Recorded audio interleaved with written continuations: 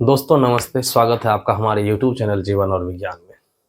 तो आज हम लोग हमारे शरीर के सबसे महत्वपूर्ण अंग के बारे में पढ़ेंगे जो कि हमारे शरीर को जीवित रखता है। तो यह जो हमारे शरीर का सबसे महत्वपूर्ण अंग है वह है बॉडी फ्लूइड एवं सर्कुलेशन। यानी कि हम लोगों को जीने के लिए जो ऊर्जा की आवश्यकता होती है, यह ऊर्जा हम लोगों को कहाँ से मिलता है? तो यह ऊर्जा हमें भोज्य पदार्थों से मिलता है और इस भोज्य पदार्थों के द्वारा जो भी ऊर्जा मिलता है पोषक तत्व के माध्यम से, उस पोषक तत्व, ऑक्सीजन और साथ ही साथ अन्य आवश्यक पदार्थों को हमारे शरीर के विभिन्न कोशिकाओं तक जो पहुंचाने का काम करता है वह इसी सर्कुलेशन और बॉडी फ्लूइड के द्वारा।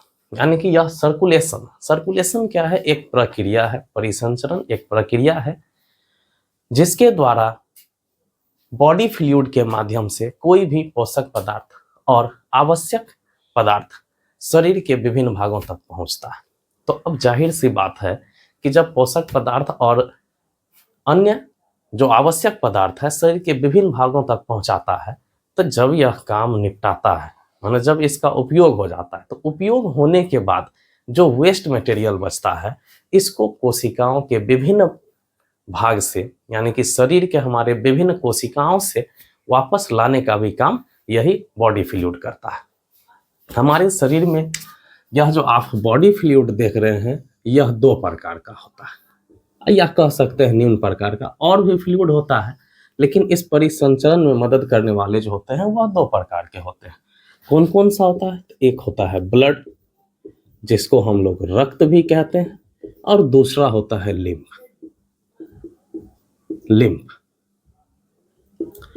तो यह जो आप रक्त देख रहे हैं, तो हमारे शरीर में जो रक्त पाए जाते हैं तो यह तो एक प्रकार का ऊतक ही है, और इसको हम लोग तरल संयोजी ऊतक यानी कि लिक्विड, LIQUID, लिक्विड, और क्या कनेक्टिव टिश्यूज कहते हैं। कनेक्टिव टिश्यूज मीन्स होता है संयोजी ऊतक। और जब भी ऊतक आएगा तो ऊतक यानी कि यह जो टिश्यू देख रहे हैं आप, टिश्यूज का मतलब होता है ग्रुप ऑफ सेल which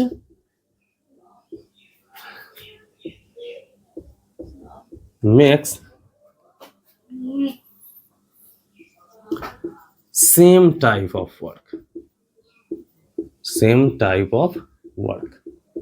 इसे हम लोग कहते हैं ऊतक, मतलब कोशिकाओं का वैसा समूह जो एक ही तरह के काम को परफॉर्म करता है, एक ही तरह के काम को रखता है, उसी को हम लोग कहते हैं ऊतक। तो जाहिर सी बात है कि यह जो आपका ब्लड है इसमें कुछ कोशिकाएं पाए जाते होंगे, और इसके साथ ही साथ यह जो रक्त है यह दो प्रकार का होता है। मतलब इसको यदि पार्टिसिपेट किया जाएगा, इसको यदि अलग अलग वर्ग में बांटा जाएगा तो इसमें दो भाग इसके मिलते हैं। कौन कौन सा मिलता है? तो एक होता है प्लाज्मा और दूसरा होता है कॉर्पस्कल्स, या इसी को हम लोग सेल्स भी कहते हैं। यह जो प्लाज्मा है यह लगभग रक्त का 55% होता है, जबकि इस कॉर्पस्कल्स की यदि बात होगी तो यह 45% होता है। माने रक्त का 45% कॉर्पस्कल्स यानी कि सेल्स होते हैं, और यह प्लाज्मा 55% होता है। और इस प्लाज्मा को भी यदि देखा जाएगा, इस प्लाज्मा में मुख्यतः दो चीज पाए जाते हैं। एक होता है वाटर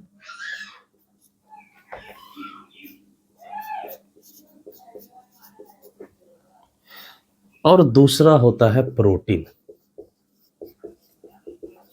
देखिए यह जो वाटर है यह 92% पाया जाता है। ओ सॉरी, यह 92 से 95% पाया जाता है। जबकि इसी प्लाज्मा में जो कुछ प्रोटीन पाए जाते हैं इसका परसेंटेज होता है 5 to 8%। अब देखिए, साथ ही साथ इसमें कुछ मात्रा में मिनरल्स MINERALS यह मिनरल्स यानी कि खनिज लवण भी पाए जाते हैं। यह जो वाटर देख रहे हैं 95%, यह प्रोटीन और यह मिनरल्स प्लाज्मा में यह 3 चीज पाए जाते हैं। तो इतनी बात आप समझ गए। अब हम लोग जब इस कॉर्पसल्स की बात करते हैं तो यह कॉर्पसल्स 3 प्रकार का होता है और इस कॉर्पसल्स को आरबीसीज, रेड ब्लड सेल्स या रेड ब्लड कॉर्पसल्स भी कहा जाता है। अब आप तब तक आप इसका दूसरा नाम क्या होता है ये चीज आप देखिए, सोचिए, और मैं आगे बढ़ रहा हूं। दूसरा होता है WBCs, मतलब व्हाइट ब्लड सेल या कॉर्पसल्स। इसके साथ ही साथ तीसरा होता है प्लेटलेट्स। ठीक है, और इस तीनों कॉर्पसल्स का, इस तीनों ब्लड सेल्स का दूसरा नाम भी होता है। अब बताइए क्या होता है। तो यह जो आप आरबीसीज देख रहे हैं इसको इरिथ्रोसाइट भी कहते हैं। यह जो आप WBCs देख रहे हैं इस WBCs को ल्यूकोसाइट भी कहा जाता है। और यह जो आप प्लेटलेट्स देख रहे हैं इस प्लेटलेट्स को थ्रोम्बोसाइट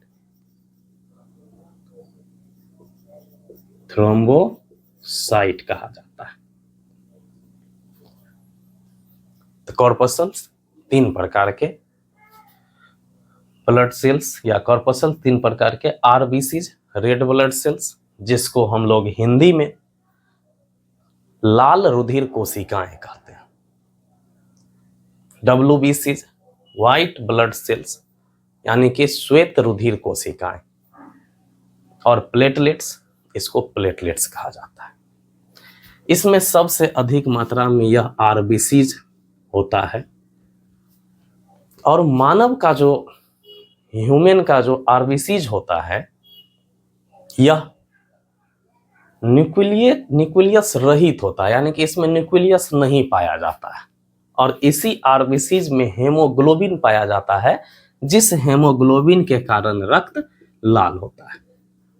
हेमोग्लोबिन पाया जाता है, जिस हेमोग्लोबिन के कारण हमारा रक्त क्या होता है, लाल होता है।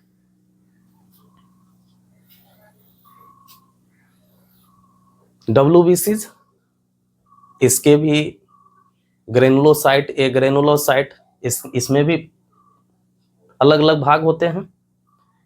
प्लेटलेट्स, थ्रोम्बोसाइट, इसके घटने बढ़ने से भी हम लोगों को क्या होता है, काफी नुकसान झेलना पड़ता है, यानी कि हम लोग बीमार पड़ जाते हैं।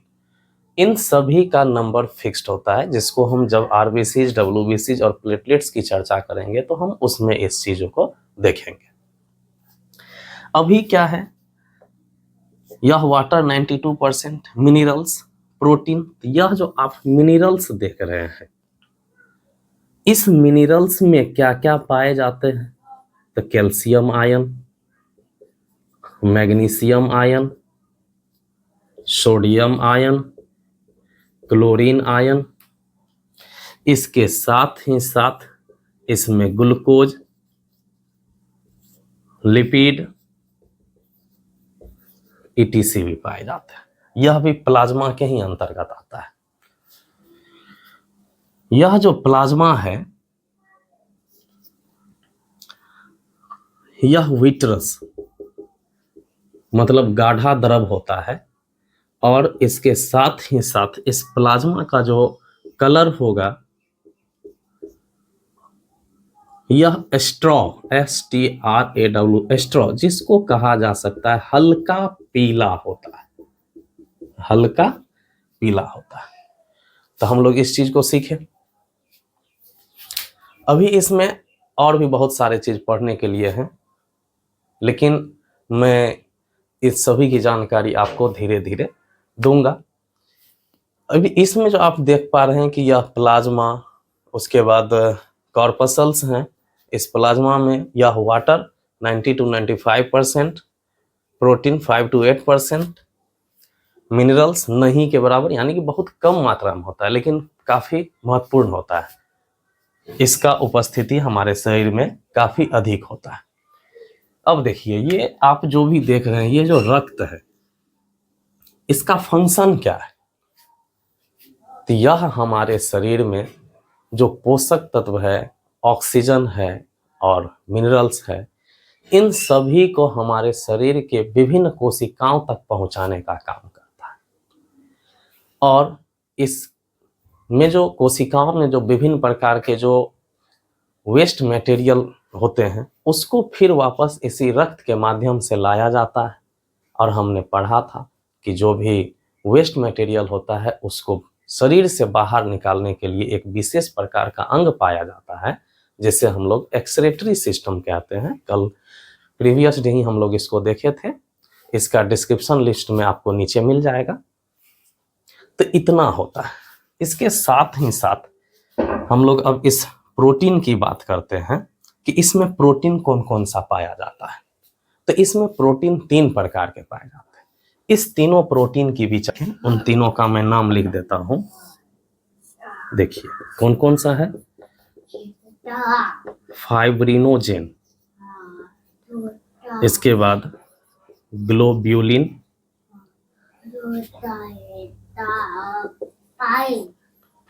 और तीसरा होता है एल्बुमिन।